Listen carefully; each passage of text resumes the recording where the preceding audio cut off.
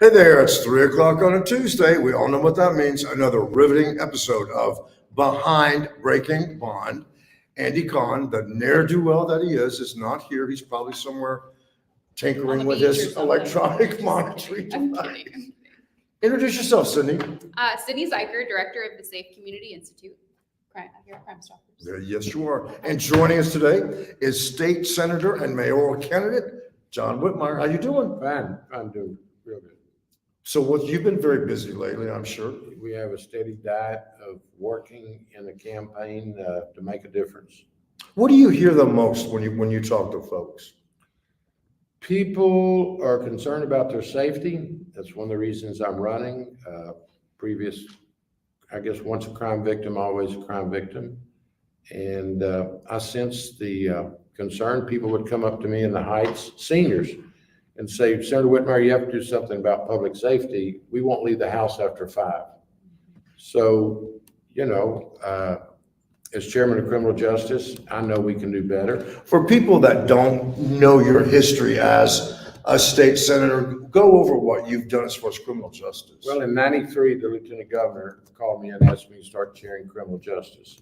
The chairman had been defeated that year. We had a broken state system. It was a revolving door.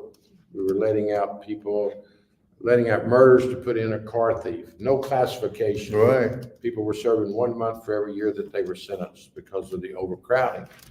So Bullock asked me to chair the committee. I'd never been on the committee, nor was I a defense attorney. So it was a new subject. I surrounded myself with smart people, crime victims, prosecutors, law enforcement, prison officials, inmate families, and we all got in a room over months and worked out a plan of holding people accountable. So we went into a huge expansion program, and even today, if the county will send you someone, we know what we'll do with you. We hold violent offenders accountable, and then we went into a treatment program. I soon realized you could not build yourself out of the problem of a backlog. Right. You had to release a better person than you received. So we went into intensive treatment for nonviolent offenders, drug and alcohol, mental health services. So it's really worked. It's not perfect. We still have some improvement to do, certainly in the area of mental health. We lock up too many people that have had a mental health issue, Right. which led to their criminal activity. We can do better there. So fast forward, we have a good state system. Now I know that the county has issues. We have somewhat a revolving door there. We have 900 people on the streets of Houston today out on charged with murder or capital murder. 900, that's unheard of. And they're out on bond or they're fugitives. So I just know through my experience working in criminal justice field, my contacts with law enforcement and the courts, we can do better, and we will make Houston safer day one. The police have all endorsed me because they know my commitment to public safety, and they want to work for a Mayor John Whitmire. So the first day, the morale of police officers will improve. We'll collaborate with the other law enforcement agencies in the county, and we'll make a difference. We must make a difference because of all the other issues we want to talk about, our infrastructure, our garbage pickup, our Right. permitting process, our broken city services. If we don't solve public safety, nothing else matters. And that's my first and highest priority. So something that we've been really working on the past couple of years at Crime Stoppers through all of our education is what is the difference in the different roles and responsibilities for local leaders, both city and county. So as mayor, what can you do for public safety that's different than if you were to work on the county side of things? It's a very good question. Obviously, police work is just part of it. Right. And we have to recruit and get additional HPD officers and work and collaborate with other agencies. But then you've got to have a good forensics department. It's taken over a year now to have a ballistic test if a gun is used in a crime in the city of Houston. That's So we've got right, to yeah. work that. Yeah. Ballistic and forensics. Then you go to the court system. The district attorney has to have adequate resources. And then the courts have to move their backlog. What can the mayor do? The mayor can have a forum to speak from. I will not hesitate to mention if certain judges are just not moving their docket. We have judges that are still, not all of them. Right. We have some hardworking judges, but some judges still operate under Zoom conditions.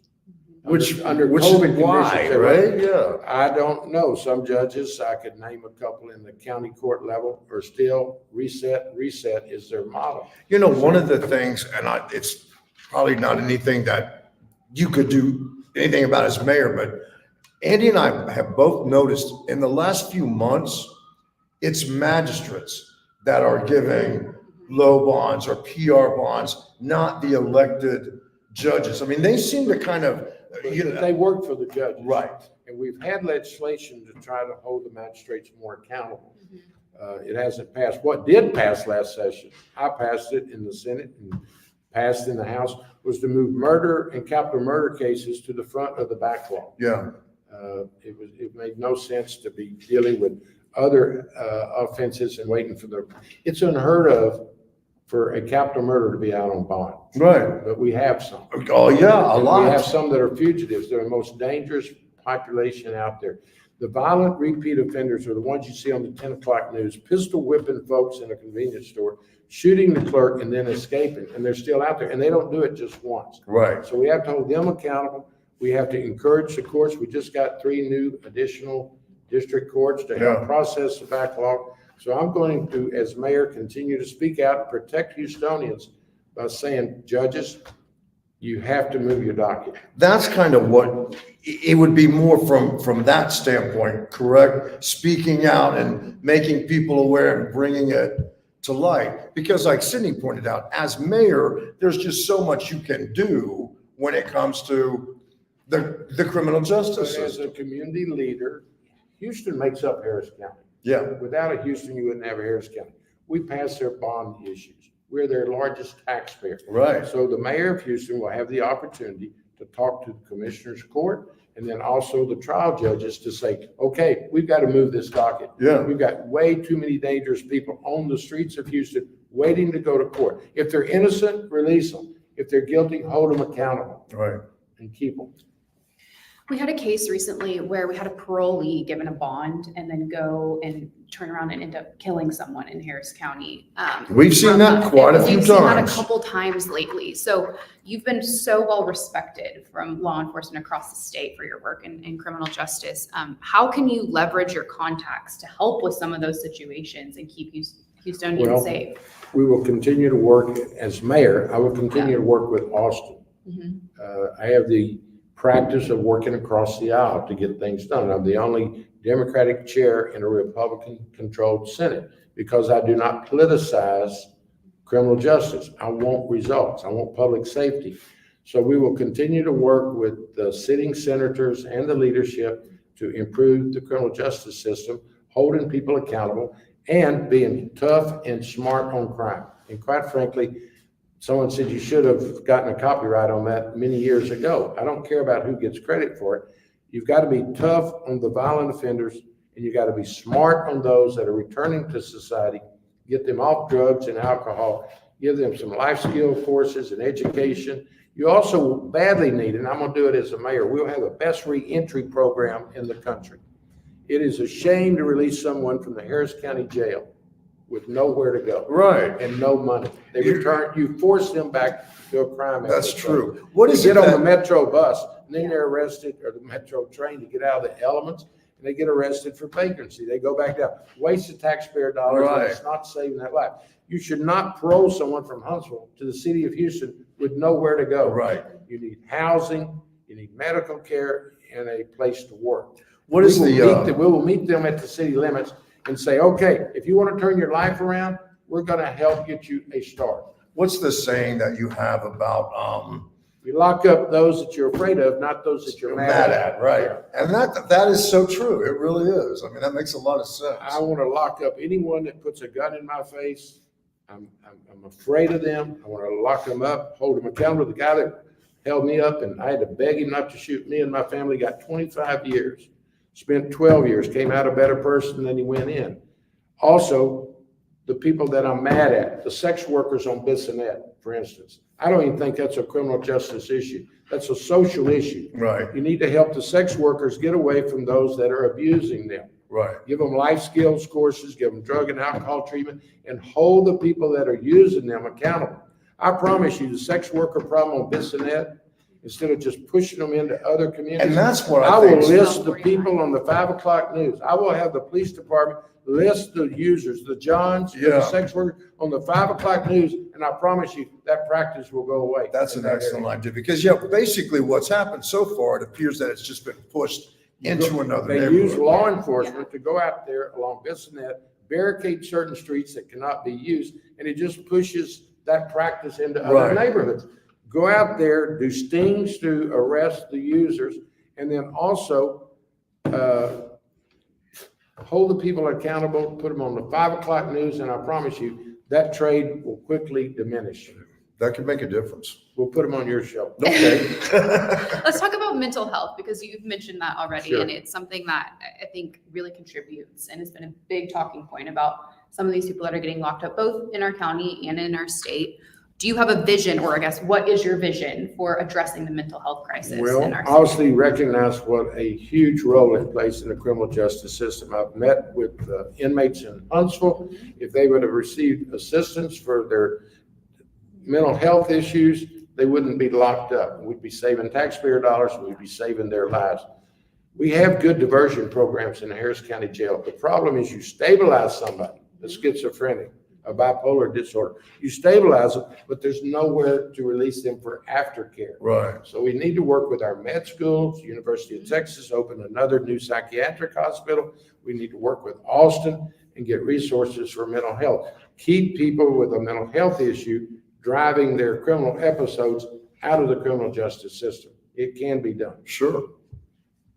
What else? You're looking at me? I Okay. thought you wanted to ask something No, else. no, no, I wanted to ask And about you mental actually health. pay in the front end, or you're going to pay at the back end, and the back end could also. What do cost you your life. think will be the biggest challenge? If you're elected mayor, what do you think the biggest challenge will be? City finances will be a real challenge. Most of the things we're talking about, certainly mental health, additional police will cost money, so we got to cut out waste, conflicts of interest where money's being wasted. You also, while we're dealing with public safety, you've got to improve city services. Our infrastructure is in terrible shape. Yeah. Our streets are in terrible shape. Our garbage pickup is so uncertain on scheduled days. Right. So the challenge will be getting down there, surrounding myself with smart people that want to be there for the right reason. And then, I'm excited about sitting here talking to you. I wish I could go to work when I leave here. So the good news is I have a lot of people wanting to come back to the city. We Yeah. have some really talented people that have retired out of frustration. They want to come back. We're going to get young people. We're going to be very diverse at the city. So the real challenge will be prioritizing things, which will be public safety from day one. I will have all the police officers. I'll divide, there's about 5,000, just short of 5,000 now. Half of them in the George Brown in the morning, half in the evening. I'm going to talk to them. I'm going to challenge HPD officers to gear up, and I'll stand behind them. If they follow the law, follow their training, we will stand behind them. They're not wanting to get engaged. Their morale is very low. Let me say something about our firefighters. Too few firefighters. Yeah. They need a contract.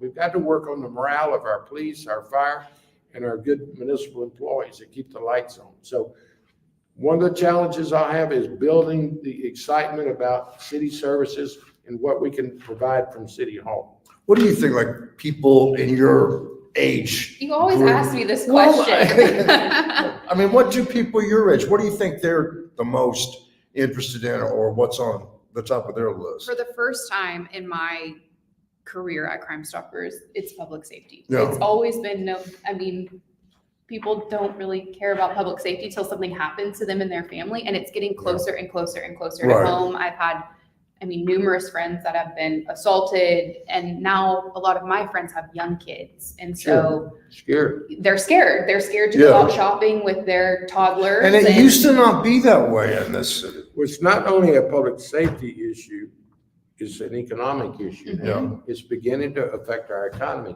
Property values in the Galleria area are going down because people are afraid to go to the Galleria. Right. That's a horrible conception that people Yeah. are coming up with. And there are people that live, I've interviewed people that live in the Galleria area, and it's like, when it gets dark, they don't go outside. Young families will not go to the park. They're No. afraid to go to the park. Right. once it gets dark in my house, we're home. We Yeah, don't. you don't go anywhere. And Yeah. and obviously, we all know you can't leave anything in your car. Right. No, That's just Yeah. a no-no. Right. So Do the you- perception in the Galleria area is not good. We're told by Houston First, our convention bureau, Mhm. that Mexican nationals who had money to come to the Galleria are now going to San Antonio. So it's beginning to affect our image. And we have a great city with great people, but we've got to fix the crime issue, and then we've got to fix our infrastructure. Do you have an ideal number of officers? As many as we can recruit, and I will participate in that. I will go to high schools, Mhm. I will go to junior college, community Mhm. colleges, Mhm. and I'm gonna reach out to correction officers. You know, we have thousands of correction officers, and I don't wanna, TDCJ is short, but my responsibility is to the city of Houston. We will see if people would like to move here to become a Houston police officer. We don't do lateral hiring. We need to do that. Yeah. There's officers in Portland, Oregon, Mhm. even in Austin that would like to relocate, but we make them go through the academy. I want to get with the police chief and see if we can expedite officers transferring from other departments, meeting, our criteria and standards. But also, why do you make a experienced officer go through our cadet class Right. when he or she could be on our street? It's the You right. just got to think outside the loop and get results and get them quick. What's been the most surprising thing to you in running for mayor? Is it like you thought it would be, or? Well, I've been running my whole adult life since I was a senior at U of H, but nothing of this Right. size and scope. I think it's amazing how large and diverse our city is. I mean, you can be in Kingwood in the morning and Maryland, or actually we have areas of Fort Bend that are residents. Right, that's right. So I think just the sheer size of it is pretty shocking and educational. It's a great city. People have been so kind. They open up their homes, their businesses, their synagogues and churches, and their mosque. It's just amazing. And there's just so many good people in the community. And that's the reason you want to get the violent offenders off the street. Houstonians don't deserve to live in fear. Right. They just want to be left alone to work, go to church, raise their families. People are coming here. We've been discovered. People are coming here. in Yeah, large and numbers. other situations in the past relating to crime they've been fixed.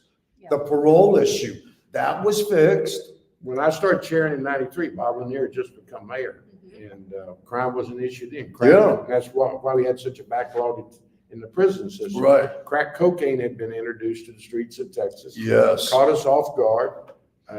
People were backed up in county jails that belonged in prison. We didn't have prison space, but we did our expansion. Then we went into a huge treatment mode. Bob Lanier put 500 additional, the equivalent of 500 officers on the street. Yeah. I'm certain we'll do something. Well, similar. remember, Kathy Whitmire was the incumbent who she didn't make the runoff because of crime. Yeah. She had kind of a bad relationship with the police. Yeah. And she just wasn't viewed as real pro law enforcement. She was not public safety focused. And that was really unusual to see the incumbent mayor not make a runoff. Well, she got caught. Sylvester Turner ran, Yeah. took out part of her base, and Lanier took out the other parts of her base, so she was kind of left without somewhere to run from. But those were different times. They did solve the public safety issue. Yeah. And quite frankly, we have had a pretty good run up until recent years. Yeah. With public safety, and it's the backlog has really created a real And problem. I think this whole multiple bond thing will eventually somehow It get has to. straight. It's I mean, called elections. At some point in time, people will speak out.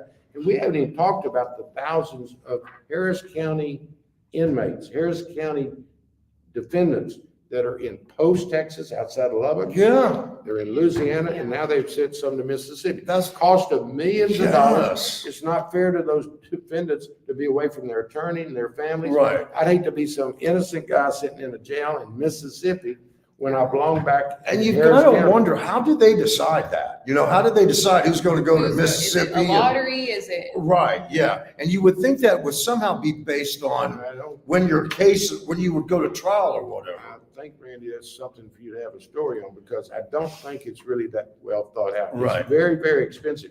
What would be better is to spend that money in processing them here in Harris County. Right, Deal with the backlog, yeah, hold them accountable, or set them, if they're innocent, set them free. right. Anyway, a lot of work to do. Hey, thank you so much for joining us. Thank you for being here. And of course, we'd love to have your opponent, Congresswoman Sheila Jackson Lee, join us next Tuesday if she'd like to, one more Tuesday before the election. We've had some city council candidates here, and if you're a city council person and you want to, or a candidate, let us know if you want to come on. Be sure to watch tonight's Breaking Bond, because you'll probably remember a couple of weeks ago, Chief Fenner had a big press conference about 25 suspects that they were part of this big auto theft ring. Well, we decided to take a look to see, and he made it very clear, these are people that they need to stay behind bars. Well, wait till you hear how many were out on bond, some on PR bonds, pretty soon after they got arrested. That'll be tonight's Breaking Bond. Thank you so much for watching, and be kind to yourself and everyone else.